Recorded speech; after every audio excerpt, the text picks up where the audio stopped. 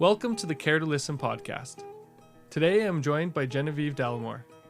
Genevieve is a registered nurse in public health and has over 18 years of experience, currently focusing on sexual health education. In this episode, Genevieve talks about raising a neurodivergent child and the impacts of COVID-19 on mental health. She shares her experiences and offers different coping strategies that she's picked up along the way. Today's episode is being broadcasted to you on the unceded and traditional territories of the Musqueam, Squamish, and Tsleil-Waututh nations. Trigger warning. This episode includes discussions that may be sensitive to some listeners, including self-harm. Hello and welcome back to another episode of the Care2Listen podcast. I'm your host, Sean Burke, and joining me today is Genevieve Dalimore. Welcome to the show, Genevieve. Thank you. We're really grateful to have you to share not only just about your lived experiences, but also, your experience being a nurse in public health, over 18 years experience, now primarily focusing on sexual health education for youth. So just so much here that I think a lot of our listeners will be able to relate to. So welcome to the show. Thank you. Maybe could you start off just by giving us a little bit of introduction as to who you are? Yeah. So my name is Genevieve. I am a registered nurse. I've been working in public health for over 18 years. And I've been very fortunate to stay in the same role that I am in currently. And I work with the most amazing frontline folks. And yeah, it's a great role. Work very closely with schools and with children and youth, especially in like our sexual health clinics. And I work with a fantastic team there as well, primary care team. And it's just a really awesome care provision for youth, and I find it so important, especially after the pandemic and that thing that happened, yes. But yeah, I'm really passionate about public health, and of course there's variations of what that kind of looks like, in health promotion and everything. But it is something that I very much enjoy, and I hope to bring that passion into all my interactions with the youth that I work with, especially being in a non-judgmental and just being a safe space for folks to be able to access whatever care that they need. And so, yeah, I really enjoy it. Absolutely. And, knowing, you being a parent of two kids, going through building your career and having this deep passion for youth and providing that education when it comes to sexual health. Why is that such a passion for you? That's a really good question. I think because there's so much information, especially now compared to, say, when you and I were in school. Social media has changed things quite drastically, and you'll speak to social media experts and things like that in terms of what kids are accessing and how they're accessing it earlier, and some of that is not going to be accurate information. And of course also then you have the whole the pornography stuff and everything that kids access, and we see that filter into the interactions that we have and the information that youth are then trying to sort through. And so really it's our job to be those experts in everything related to sexual health and youth sexual health, so that youth are as informed as possible with the right information.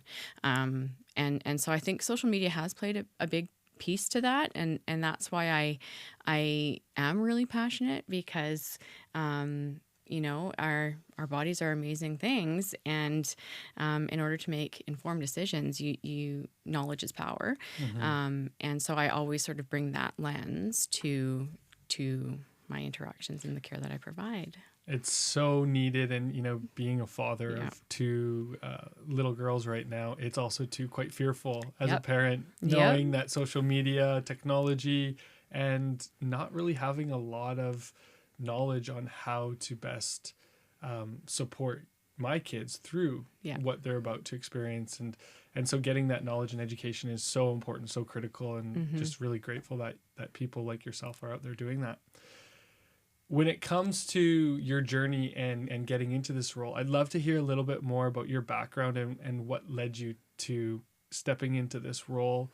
And then ultimately hearing how that transition, then going into COVID, really shaped and builds on your mental health journey as well. Yeah, absolutely. And we might have to break it down in little chunks, just for my own ADHD. But so yes, I always knew when I was in nursing school that public health was where I was hoping to end up. And I was super fortunate that my last sort of term or semester of my undergrad was with this current team that I'm on. And it just so happened that they had positions when I was graduating. And so I was very, very fortunate that I was able to start my nursing journey kind of right off the bat into public health. I had some foray into acute care, but just public health and prevention was for me my end goal, and so I started there, and we were doing our sexual health clinics, but a lot of it, and I mean it still is too, is a lot of immunizing and we're health contacts for the schools and things, and when I had my first daughter, I was just like, wow, I feel like I can do anything. You have a baby, and you kind of, it changes your mindset a little bit. And I reacted in more strongly than I had anticipated in this, also this loss of sense of self and self-identity. And, I find that there's a real shift placed on women when they've had a baby, that they're no longer, like I was no longer Genevieve. I was a mother, and I really felt that loss of self. And so when I went back to work, I was like, I need something just for me. And so I did work, and I went back to school, and I got my master's degree, thinking I was going to teach. And when I finished that, I just didn't sort of go down that stream. But what I learned during my graduate degree then was very sort of pertinent to my frontline role. And so it just strengthened my perception and viewpoints and really the philosophies of public health and prevention. And so I was able to sort of utilize that a little bit better and more strongly within my frontline role. And so that was I was really glad I did that. And also, interestingly, looking back now, very probably likely was suffering from postpartum anxiety, and I didn't know it. And I work in nursing, right? Yeah. And so there was that little piece too in the back, sort of intertwined into my journey. And my daughter's 13 now, and so I probably should have been on medication a long time ago, but it wasn't until after COVID, and we can get into that it really sort of came to the forefront. But public health, like I said, it's hard because in acute care, you have immediate measurable outcomes, right? Whereas with prevention, the outcomes or the metrics aren't going to be noticed for 10, 15, 20, 30 years down the road. And so I think sometimes there's this disconnect in terms of the importance of public health and prevention. And I really do feel like that came to light during COVID. And so, yeah. So I don't know if that answers your question or if I'm going off on a tangent. But you don't need those reminders. You just keep going. But yeah, so then COVID happened, and the true tenets of public health really came out, right, in the contact tracing piece. Yeah. And initially, when COVID started, we just sort of didn't know, nobody knew where this was actually going or heading. And so we were sort of straddling our normal day-to-day work within the constraints of, new public health orders and things like that. Plus this whole, how are we in public health then going to also then respond? And so initially we were kind of doing both. And then it very clearly became evident that our normal work had to stop. And we had to completely pivot to just contact tracing. And for me personally, the pandemic started with a very traumatic situation, and it kind of set the tone. At least, again, looking back and going through all the counseling I've gone through, it set the tone for how I responded then going forward into COVID. That sort of self-sacrificing. If I don't do it, nobody else will. And I think too, nurses tend to have a little bit of that anyways. But there was this, your frontline, your healthcare, you have to respond.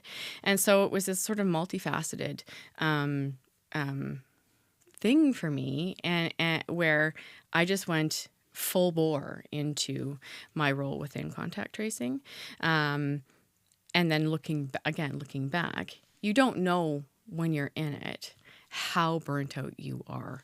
And I was working with, again, a fantastic team, but I was working 11, 12-hour days, sometimes 5-6 days a week without breaks. And for almost a year, once we were sort of full into that sort of contact tracing piece. And you don't know your burnout until after. And it was hugely impactful on my family life, my personal relationship. And I ended up having to go off of work for 3 months. And I didn't think I'd go back to nursing because I felt so broken.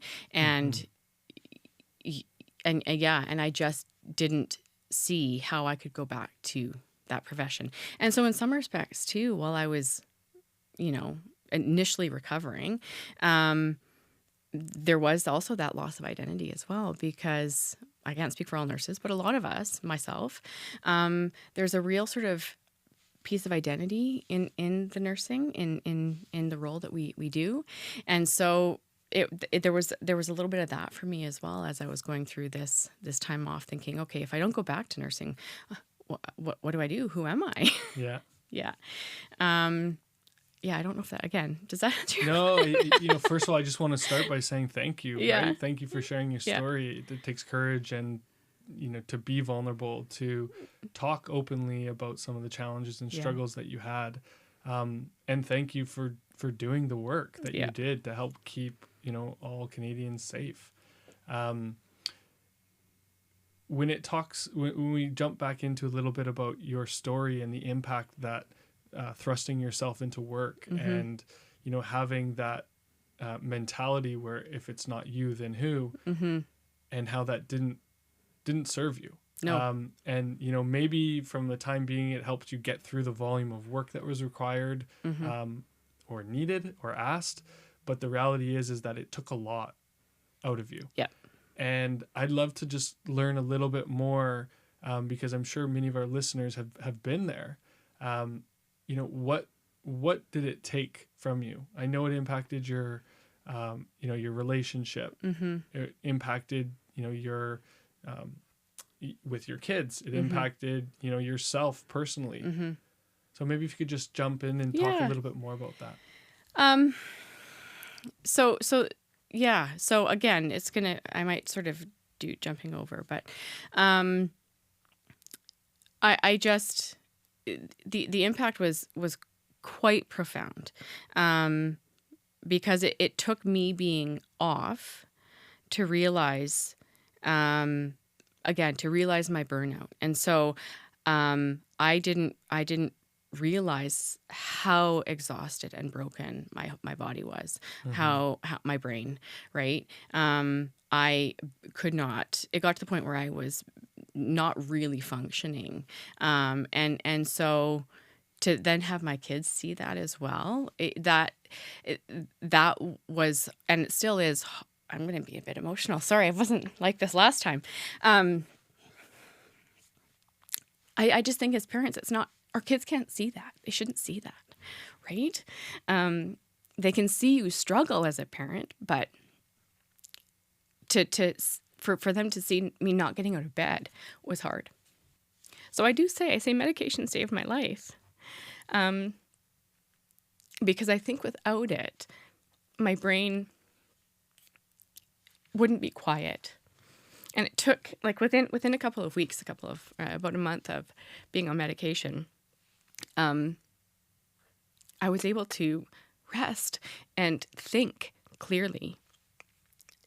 And I realized then that the past 2 months of being off of work, like how profound and substantial the burnout was. And so that, I think that was really quite an eye opener for me. And when I talk about medication to people, I say that, and I'm usually pretty open about my struggles, because I think as healthcare providers and first responders, we don't talk about it enough, and so you kind of think you're in it alone. And nurses too are really bad at asking for help. And so that's why I tend to be, fairly open and willing to talk about my struggles. Counseling was also hugely important, and initially, I was actually seeing separate counselors for different types of therapies multiple times a week. So EMDR and that kind of thing. Again, hugely recommend. Because without it, I don't know where I would be today. I don't know where my family would be today. And that is kind of like scary to me, to think, if I hadn't sort of accessed those services and ultimately the help, where would we be right now? It's also allowed me to be, I like to think I was empathetic before. I think most healthcare providers are. But I do feel like I have a greater appreciation for what people who are struggling with mental health actually experience and go through on the day to day. And so I like to think it's kind of, opened up my eyes a little bit, and I can tell people, obviously within reason, that I've walked the talk. Yeah. And so then again, relating to your clients, there it can help build the trust that you have with your clientele too. Because I also see adults as well.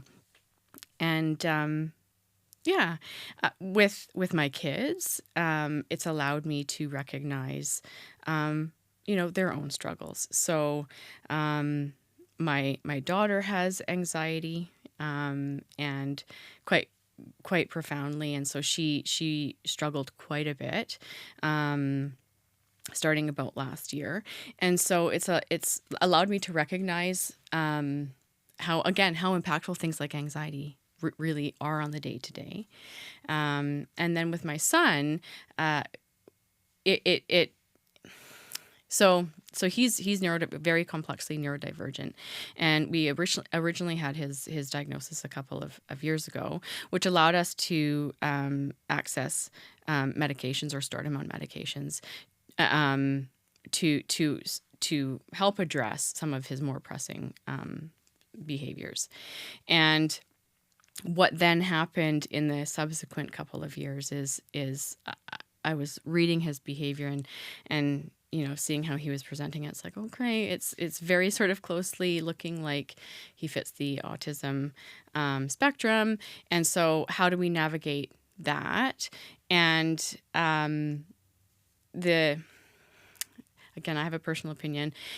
The system needs to change, because the public system for these kinds of assessments are years. And again, this comes back to the importance of public health and prevention, because we know that early intervention is best. And so for a family like mine with a son, an 8-year-old who is presenting like this, we can't access supports without that diagnosis. But we can't wait 3 years. Yeah. And I think a lot of families would probably say the same thing, right? And so then we're in a position where, well, if you pay privately, you can be seen within a couple of months. And so it's hard as somebody who works in the system, then knowing how imperative early intervention is best, having this struggle, right? Mm-hmm. And so again, we made it work. We were fortunate. We were able to get a private assessment. Thank goodness. Psychiatrist was absolutely amazing and was able to validate what I have been saying about my son for years. And so it was very, like I didn't actually get teary about yes, he has autism.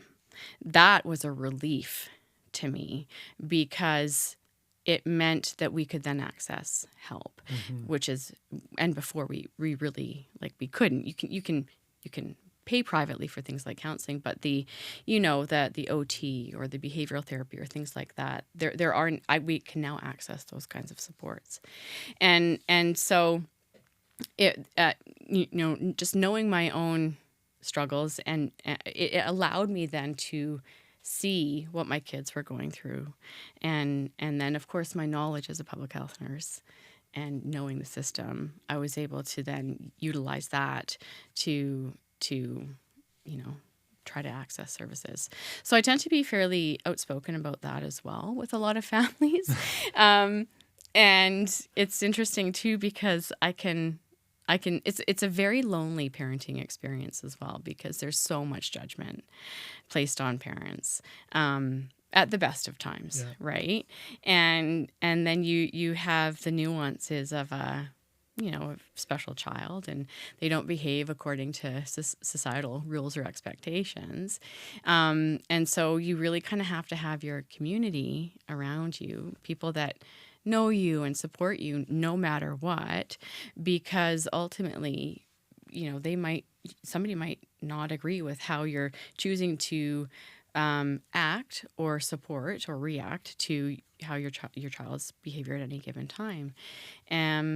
And so it can be hard, because it can be quite lonely. I just want to jump in here. Sorry. I feel like I'm going all over the place. this is great. Yeah. You're telling your story. Yeah. And really that's what this platform is. Yeah.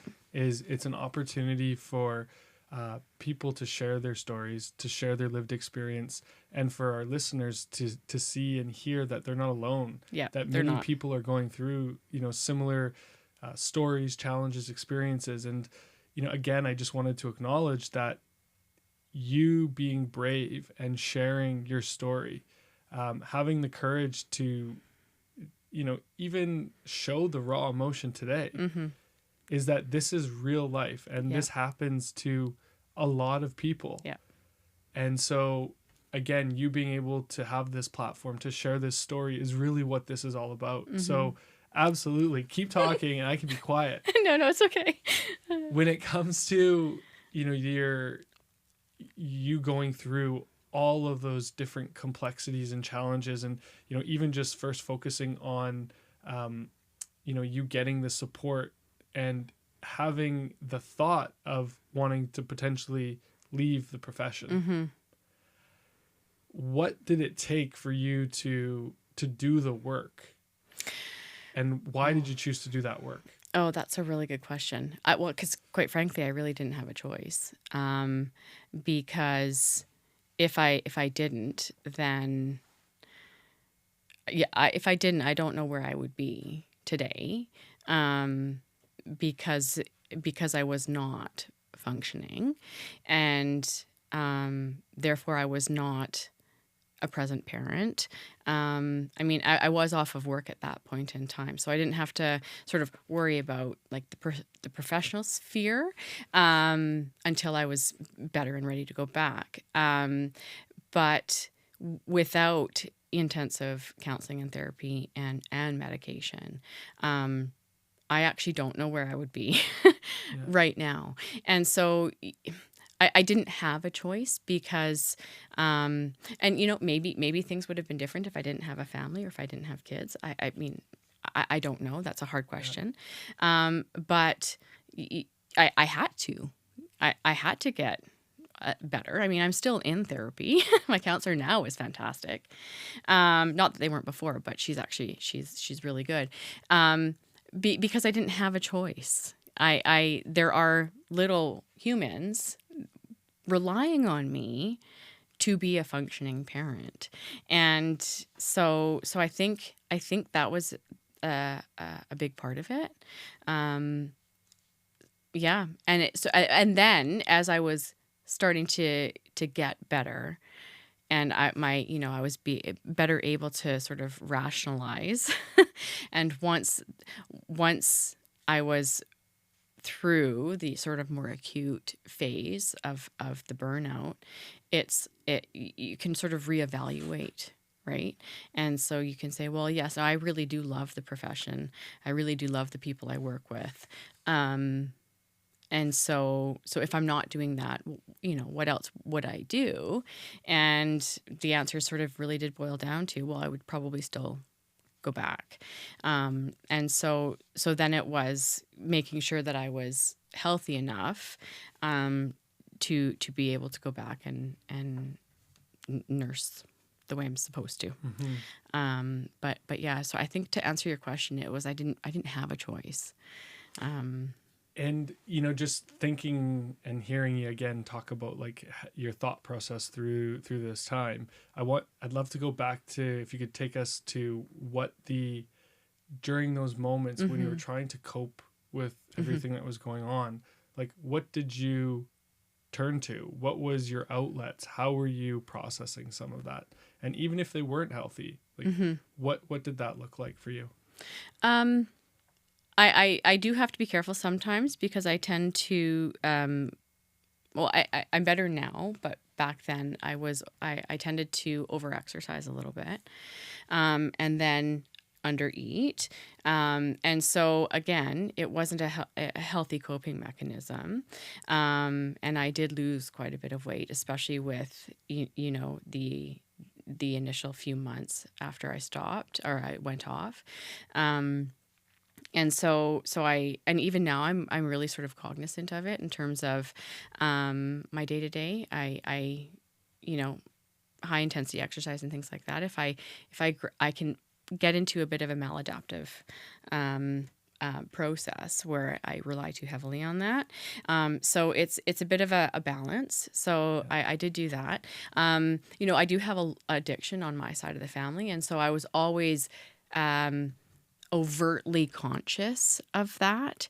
And so even though I tended to drink wine, I was, again, kind of my OCD tendencies as well came forward where it was, okay, well, I have to weigh and measure my glass of wine to make sure that I'm not sort of on this, negative trajectory, right? The maladaptive coping kind of stuff.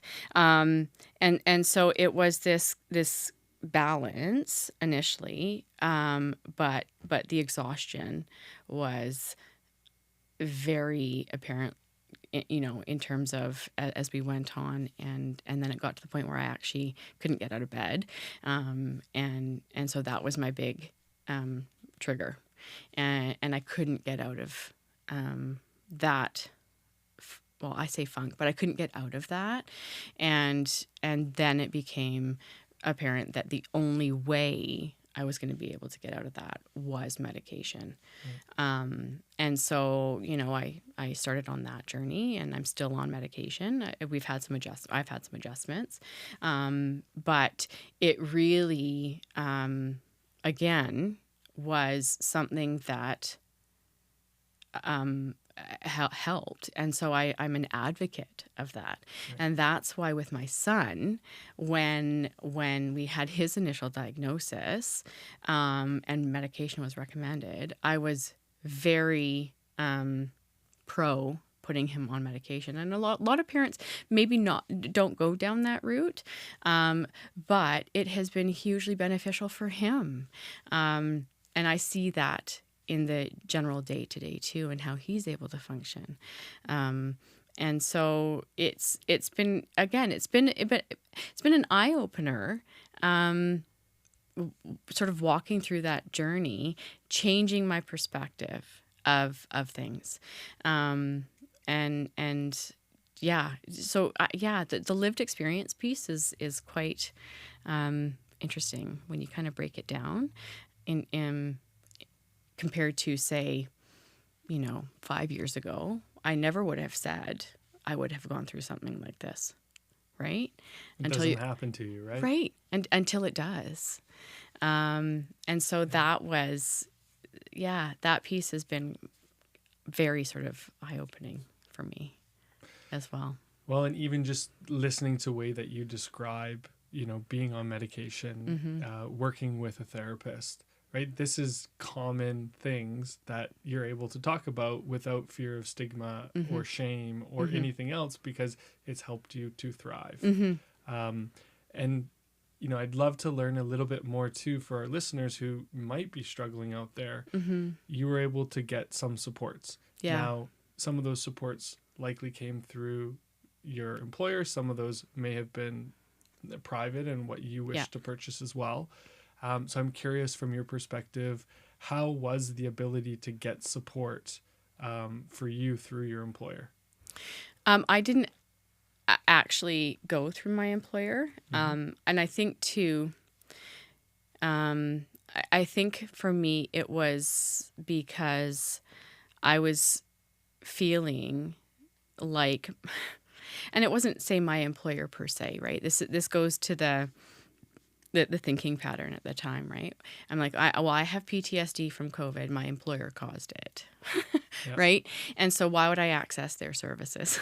Right. It is kind of how I viewed it.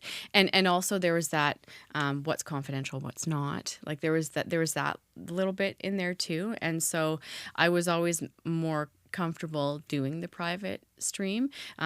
Yes, it's expensive because it's not really covered. But again, I felt like I didn't have a choice. I had to. That's what you needed. You have to spend that money, right?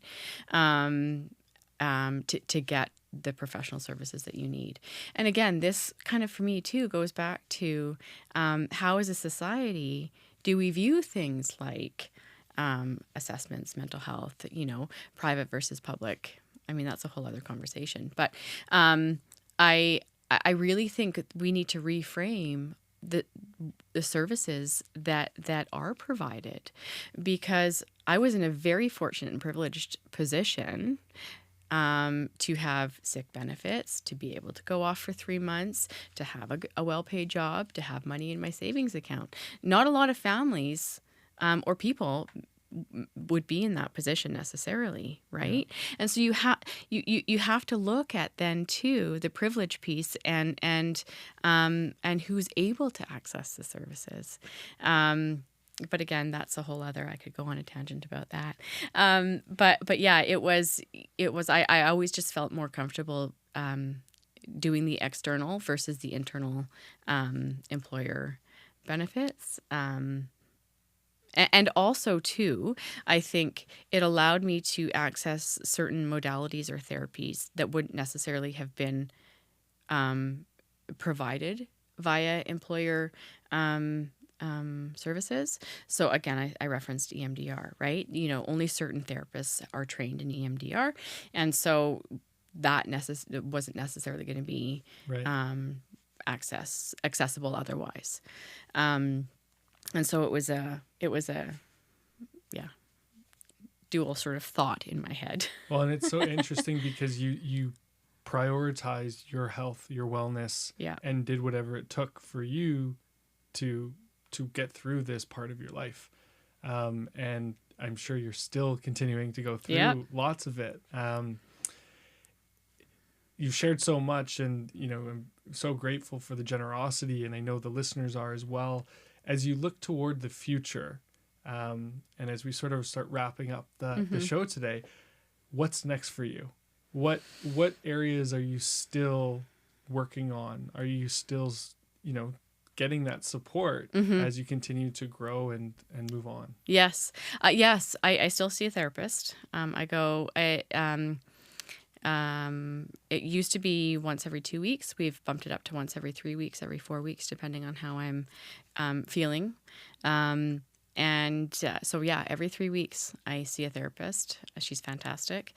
And my medication. So I do both, and I'm still doing both, and I will still do both for probably the foreseeable future.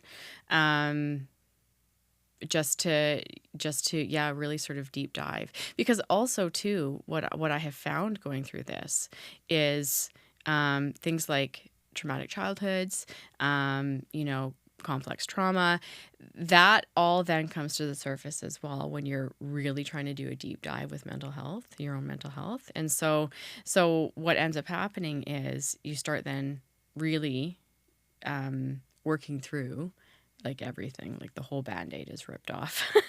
Yeah. And so I do foresee for the foreseeable, at least, I mean, I can't put a number on it. At this point in time, I just anticipate being on it long term.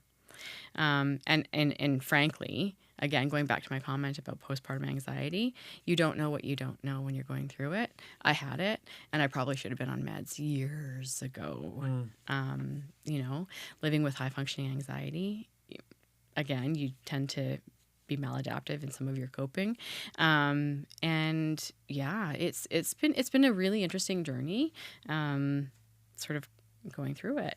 But does that answer your question? Yeah, a journey nonetheless. Yeah. One final question here. For somebody who is in healthcare, struggling, don't know where to turn to for help, aren't necessarily willing to accept where they're at, what are you saying to them? I think it depends on the kind of conversations that they're having, right? So if they're having conversations where there's an opportunity for, so me, for example, listening to somebody tell their story, and knowing the knowledge that I have, just my own journey, and being aware of service provision, and union work and things like that, that would be the opportunity to be able to sort of say, well, there's supports out there, and then kind of feed off of whether or not they're being receptive to that, because I don't really want somebody to hit their rock bottom either. I don't want it to have to get that bad for somebody to kind of say, okay, now I'm ready for help, because it could take a bit longer then to go through sort of that kind of recovery. So I think it depends on on the kind of conversations that person's maybe having. Because otherwise, how do you sort of do that segue, right? Unless you have the kind of relationship where you can say, I've observed after X, Y, and Z. I'm coming from a place of, curiosity or friendship, or just here to support, not necessarily like a colleague or a peer. Although there, you could bring that into it if you needed to. But I think it's just how you broach the conversation, depending on where they're at within their struggle, I guess. But I also think that's why I tend to be so vocal about, oh, well, I forgot my meds today. Sorry, guys, I'm a bit, right? So, and then, you kind of, again, that becomes an opportunity to have that conversation. So. Awesome. Yeah. Well, Genevieve, thank you so much for sharing your story, yeah, you're welcome. Sharing your wisdom, and also to being true to who you are, and yes. knowing that, I try. knowing that your story is going to make a difference for somebody else out there. Yeah. I think it's strength. So thank you for You're coming welcome. on the show today. I would say, as healthcare providers, and I would even say to first responders, ask for help. I know we don't like to, but just ask. Yeah. because it's okay. It's okay to ask for help. And I think that's a big thing I've had to learn. But it shows, like you said, it shows strength. That, don't let it get so bad that you can't. Thanks for listening to this episode. Be sure to visit the links in the show notes for resources and supports from the Care for Caregivers program. If you're interested in sharing your story on the Care2Listen podcast, please reach out to us at careforcaregivers.ca/podcasts. And don't forget to follow us on your favorite podcast platform to be notified when new episodes are released. Thanks again for joining us, and see you next month.